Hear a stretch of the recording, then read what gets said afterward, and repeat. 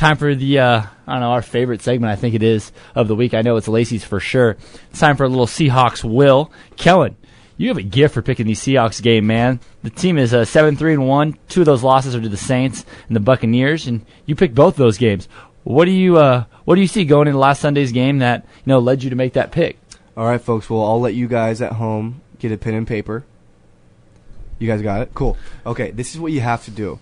You got to look at the injury update. You got to see who's hurt, who is going to be healthy when this game is going to be played. Second, pretty simple, but it's important. You got to look, where's the game being played? That's what I always do. Those are the 2 big things I look at. And the third thing, I'll add one more in there, is who did they just come off of beating? If it was a team that they should have won, well, you have to look at, when you come into a next game, you could be too confident or you could be, not very confident. It just depends that last game. So those are the 3 things I always look at, and those have honestly helped me choose the Seahawks losing the last 2 times I have. I don't want to choose the Seahawks to lose, Lacey. I'm a Seahawks fan. I think you're probably a bigger one, but that is why I chose the Seahawks to lose on the last 2 times against the Saints and the Bucs because of those 3 things that I mentioned. Kel, that offensive line just looked absolutely depleted.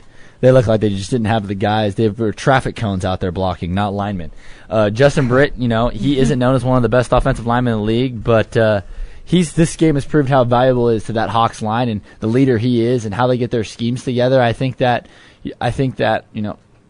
injuries to the O-line, man, just kill you. Well, Russell is running for his life. Yeah, absolutely. It's hard because a lot of people are like, "Gosh, Russell didn't play very well." Which, yes, to his demise, he did not throw the ball extremely well. Yeah. But he didn't have a lot of time, and so when you don't have a lot of time, when you're not trusting your normal progression, you begin to make reads that you don't normally make. You begin to make throws that you don't normally make, and so it has been tough, especially on the line. Hey, that's a great natural transition here. I'll kick this over to Lacey. Lace, final score was an awkward 14-5. Can you blame the defense for what went on, or does that fall on Russell Wilson and that Seahawks offense? That's tough. The Bucs QB, Jameis Winston, had a ton of time to make decisions with the football.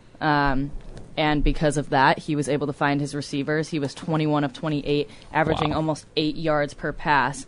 So I think the Hawks defense could have done a better job pressuring that Buccaneer offense. As far as the Seahawks offense, though, there was not a single touchdown scored. The Hawks' points were from a field goal and a safety, which, by the way, was a good call by Coach Pete.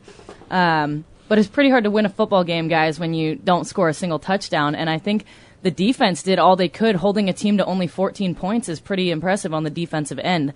The offense just needs to get it done. Yeah, that's a really good point, Lacey. I kind of want to kick it back over to Kellen as well with this, and Lacey, you jump in here too.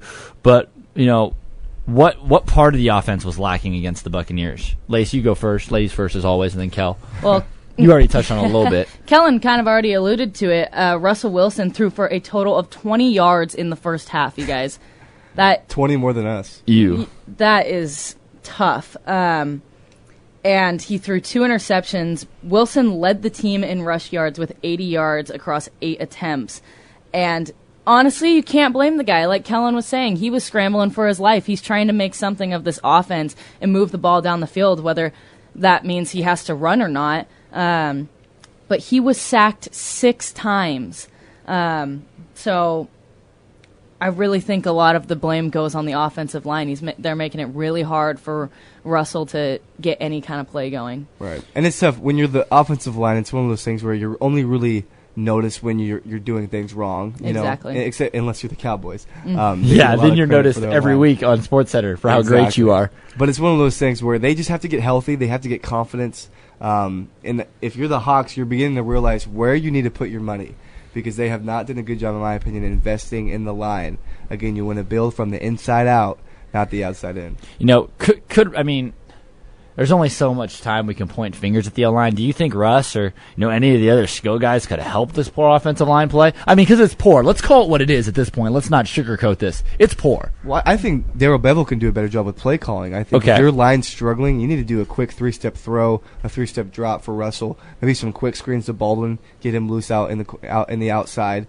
Use your playmakers that you have. I still think Jimmy Graham, they do not utilize him like they should. Seriously, I think Jimmy Graham should be getting 10 to 12 targets a game. He is that good. Lacey, I know you like his looks as well. Like we said in a few shows before this, when Jimmy Graham has 90-plus receiving yards a game, the Hawks are winning every time. Yeah, that's a great stat. So no, for sure, Lacey. That's so true. And so, I think when your players aren't playing like they should, coaching needs to adjust. You can't coach a team like you want to coach them. I mean, like I said, if I'm Darrell Bevel, I'm not going to coach this team like they were last year because, in my opinion, the line last year was a lot better. They were healthy. You have to adjust your play calling to who's playing. Mm-hmm. When Walker and Cole and John were in the game, the play calls were different. Yes, they really were different, and you have to adjust to that. And that's what I think Darrell Bevel needs to do a better job of if his line is going to continue to play like they are. Kel, I think Seahawks fans should be absolutely worried about this offense.